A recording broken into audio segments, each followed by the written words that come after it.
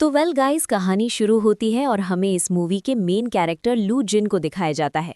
लू जिन एक बहुत ही बड़े कंपनी वीएन ग्रुप का सीईओ था, लेकिन उसे मेरे तरह खाने से बहुत प्यार था। वो अलग अलग होटल में जाता और वहाँ की डिशेस को ट्राई करता था।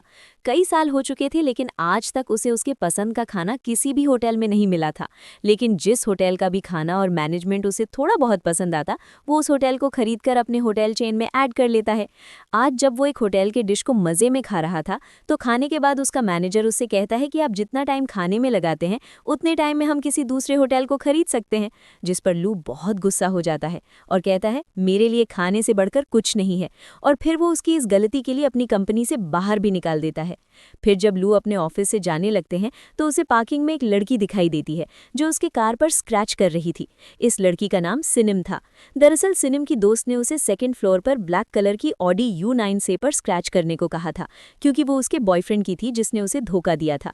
लेकिन जब सिनिम को पता चलता है कि वो सेकंड फ्लोर पर नहीं बल्कि थर्ड फ्लोर पर है और वो कार उसके दोस्त के बॉयफ्रेंड की नहीं बल्कि किसी और का है, तो वो मिस्टर लू से माफ़ी मांगने लगती है और कहती है, मैं इसे ठीक कर देती हूँ। वो स्क्रैचेस को ठीक तो नहीं करती, लेकिन वो कार की बोनेट पर दोबारा से स्क्रैच करके दिल बना देती है, जिसके बाद लू गुस्से में वहाँ से चला जाता है। सिनिम अपने डॉग और अपनी दोस्त के साथ एक अपार्टमेंट में रहती थी और वो एक 5 स्टार होटल में शेफ थी। लेकिन उसके डिशेस किसी को भी पसंद नहीं आते थे, क्योंकि वो सिर्फ ट्रेडिशनल डिश बनाया करती थी। सिंगनम होटल के मैनेजर से प्यार करती थी। मैनेजर भी उसे काफ़ी टाइम से डेट कर रहा था। लेकिन आज जब लू उससे अपने रिलेशनशिप को नेक्स्ट स्टेप पर ले जाने को कहती है, तो वो कहता है कि मुझे तुम्हारी जैसी हड्डी के ढांचे नहीं बल्कि मोटी, तंदुरुस्त, चर्बीदार लड़की पसंद है। सिनिम को उसकी बातें बहुत बुरी लगती हैं। इधर हम मिस्टर लू को देखते हैं। वो उसी होटल में विजिट करने आया था जहाँ की शेफ सिनिम थी। होटल के वर्कर्स को पता था कि लू एक बहुत बड़े कंपनी का सीईओ है और वो यहाँ इस होटल को अपनी कंपनी से जोड़ने आया है। वो लोग मिस्टर लू को चने के झाड़ पर चढ़ाने की पूरी कोशिश में लगे थे। लू अपने असिस्टेंट और एम्प्लॉय के साथ मिलकर उस होटल के कमरे को चेक करता है। फिर होटल के सीनियर शेफ लू को अपने होटल के फेमस डिश को सर्व करते हैं। लेकिन लू को वो डिश थोड़ा भी पसंद नहीं आता, इसीलिए वो उसे उगल देता है। इसके बाद शेफ एक के बाद एक बहुत सारे डिशेस को लाकर मिस्टर लू को सर्व करते हैं, लेकिन उसे कुछ भी पसंद नहीं आता। जिसके बाद मैनेजर सिनिम के पास जाता है और उसे कहता है, क्या तुम ऐसा कुछ ट्रेडिशनल बना सकती हो जो मिस्टर लू को पसंद आ सके। सीनियर शेफ कहते हैं कि ये तो सैलेड भी नहीं बना सकती, डिश क्या खाक बनाएगी। जिसके बाद सिनिम किचन के सारे डिशेस को स्मेल करने लगती है और फिर वो एक नया डिश तैयार करने में जुट जाती है। काफ़ी सोच समझकर वो एक डिश को बनाती है, लेकिन उसे अब तक ये नहीं पता था कि वो उस डिश को जिसके लिए बना रही है, ये वही आदमी है जिसकी कार पर उसने स्क्रैच किया था।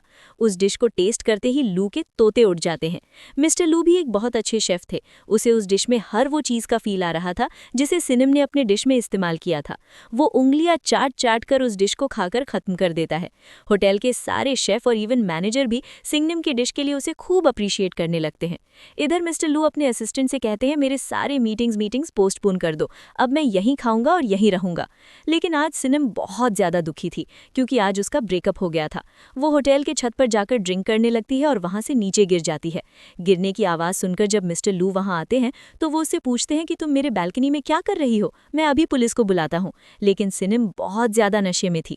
वो लू को मैनेजर समझकर उसके पैरों को पकड़कर कहने लगती है कि तुमने मुझे डंप क्यों कर दिया, क्या मैं तुम्हें इतनी बदसूरत दिखती हूँ।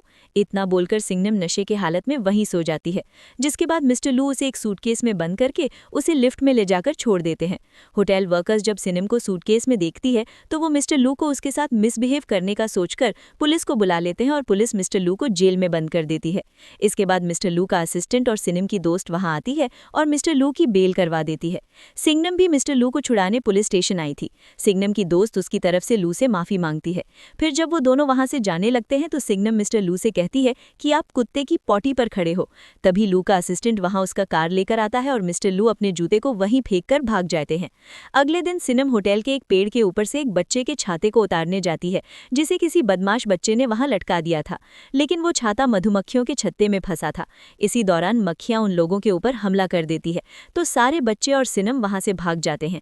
लेकिन वो मक्खियां वहां पास में ही से गुजर रहे मिस्टर लू को जाकर काट लेती है। मक्खियां ने मिस्टर लू के पूरे फेस को काटकर सुजा दिया था। इसीलिए सिंगनम एक बार फिर से उससे माफी मांगती है, जिस पर मिस्टर लू अपने असिस्टेंट को उसे एक घड़ी देने को कहता है, जिससे सिनम जैसे ही उसके करीब आए उसे पता चल जाए और वो अलर्ट हो जाए, जान पहचान हो जाए। लेकिन अभी भी मिस्टर लू को ये पता नहीं था कि वो जिसके खाने का दीवाना है वो सिन्नम उसके लिए बनाती है, और ना ही सिन्नम को पता था कि उसके डिश का सबसे बड़ा जो दीवाना है वो मिस्टर लू है। मिस्टर लू सारा टाइम होटल में नए नए डिश ऑर्डर करते रहते थे और सिन्नम उन्हें वो सारे डिशेस बनाकर भेजती थी। वो एक के बाद एक बहुत सारे स्पेशल डिश को बनाकर बहुत ही अच्छे तरीके से मिस्टर लू को सर्व किया करवाती थी, और मिस्टर लू भी उसके खाने को बहुत ही चाव से खाते थे।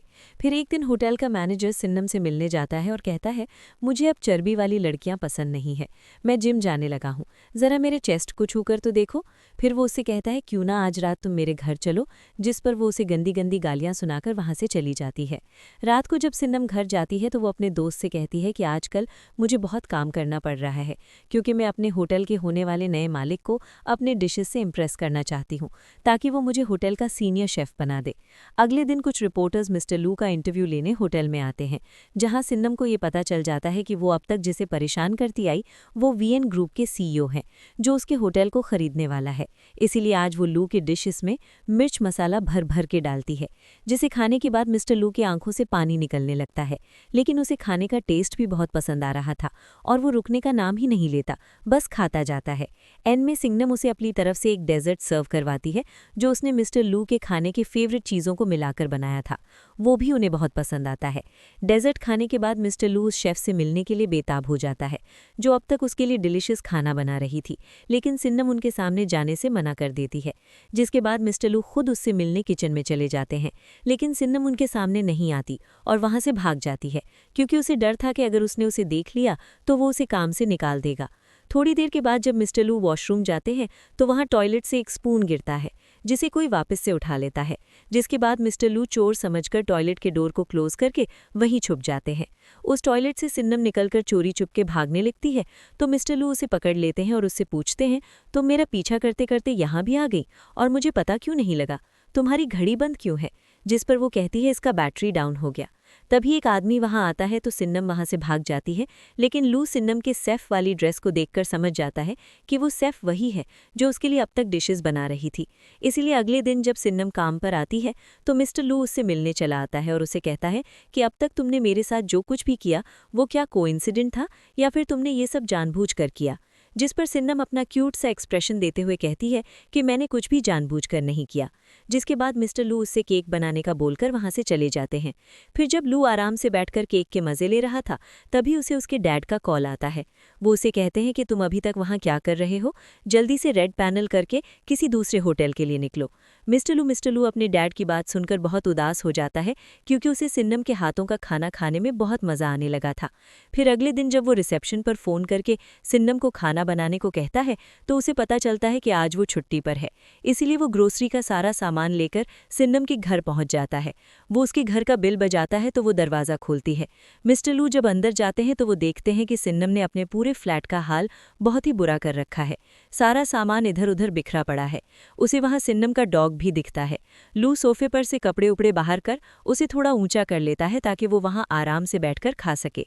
लू ने आज सिन्नम को लॉबस्टर बनाने को लाकर दिया था। सिन्नम अपने पूरे दिल से अपने डिश को तैयार करके लू को सर्व करती है, और जब वो उसके साथ खाने के लिए बैठती है तो वो कहता है, मैं खाना अकेला बैठकर खाता हूँ, तुम यहाँ से चली जाओ। जिसके बाद सिन्नम अपना खाना लेकर किचन में चली जाती है और लू से पूछती है कि क्या तुम अपने दोस्त और घर वालों के साथ भी खाने के लिए नहीं बैठते? तो वो कहता है कि जैसे तुम्हारे लिए अकेले नहाना पर्सनल है, वैसे ही मेरे लिए अकेले खाना खाना पर्सनल है। थोड़ी देर के बाद जब सिन्नम अपना खाना खत्म करके बाहर आती है तो वो देखती है कि मिस्टर लू वहीं सोफे पर सो चुके हैं। अगले दिन जब मिस्टर लू की आंख खुलती है तो उसे एहसास होता है कि कल रात उसकी वहीं आंख लग गई थी। वो सिन्नम को ढूंढते हुए उसके कमरे में जाता है तो वो देखता है कि वो अभी तक सो रही है। अब हर रोज मिस्टर लू ग्रोसरी का सारा सामान लेकर सिन्नम के घर पहुंच जाते थे और उसे खाना बनाने को कहते थे, और फिर खाना खाकर वो उसी के घर में सो जाते थे। इस तरह से कई दिन गुजर गए। हर रोज सिन्नम मिस्टर लू को नए नए डिशेस बनाकर खिलाती थी। इसी दौरान मिस्टर लू का असिस्टेंट सिन्नम की दोस्त को डेट करने लगता है।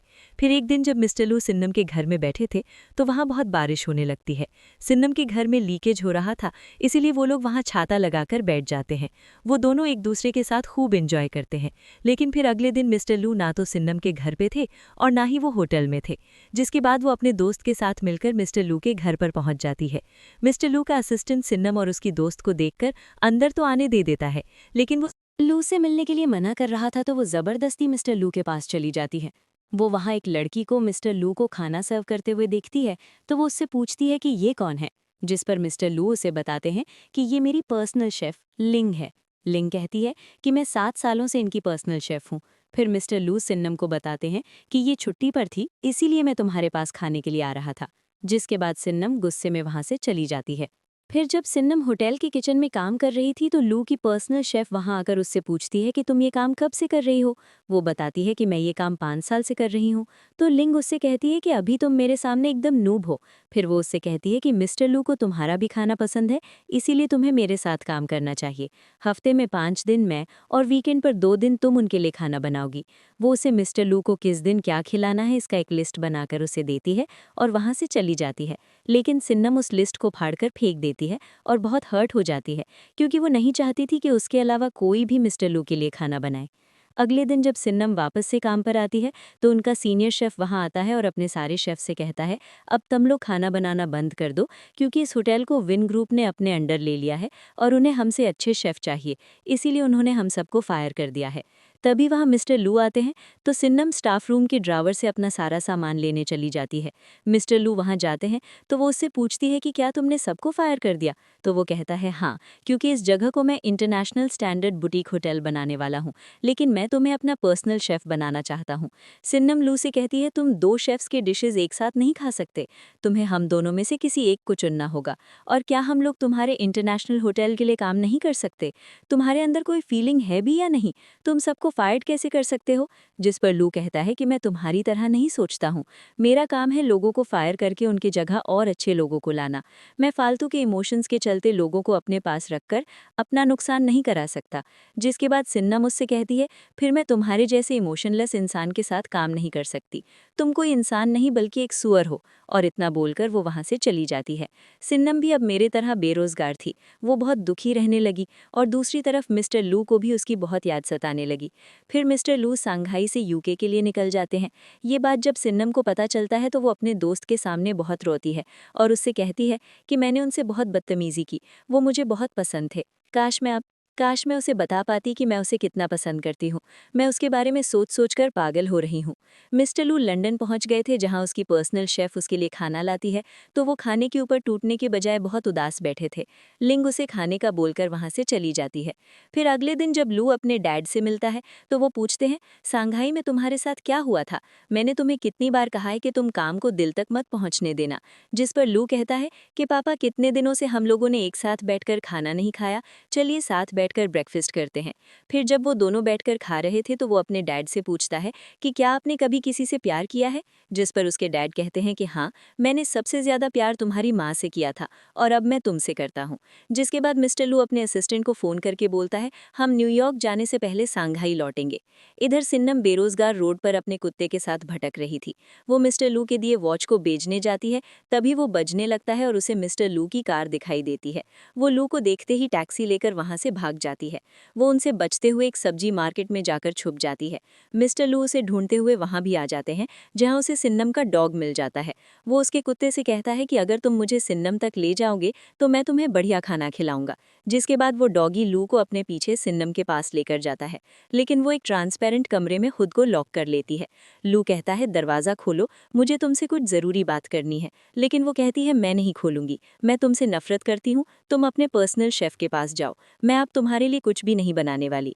जिस पर मिस्टर लू कहते हैं, तुम मेरे लिए सिर्फ एक शेफ नहीं बल्कि बहुत स्पेशल हो, तुम मुझे बहुत पसंद हो, अब दरवाज़ा बोल दो। जिसके बाद सिन्नम शर्माने लगती है और उसे कहती है, पहले मुझे ये बताओ कि क्या मैं दुनिया की सबसे खूबसूरत लड़की हूँ, तभी मैं दरवाज़ा खोलूंगी। मिस्टर लू कहते हैं, हाँ, तुम दुनिया की सबसे खूबसूरत लड़की हो। सिन्नम ये सब सुनकर बहुत खुश होती है। इसके बाद मिस्टर लू सिन्नम को लेकर उसके फ्लैट के पास वाले बिल्डिंग में जाते हैं, जहां से बैठकर वो दोनों सनसेट देखते हैं, क्योंकि सिन्नम को वहां से डूबते हुए सूरज को देखने का बहुत मन करता था। वो दोनों अपने इमोशन को एक दूसरे के सामने रिप्रेजेंट करते हैं और ये मूवी यहीं पर ख़त्म हो जाती है। तो दोस्तों, ये स्टोरी आप लोगों को कैसी लगी, मुझे कॉमेंट करके ज़रूर बता देना। वैसे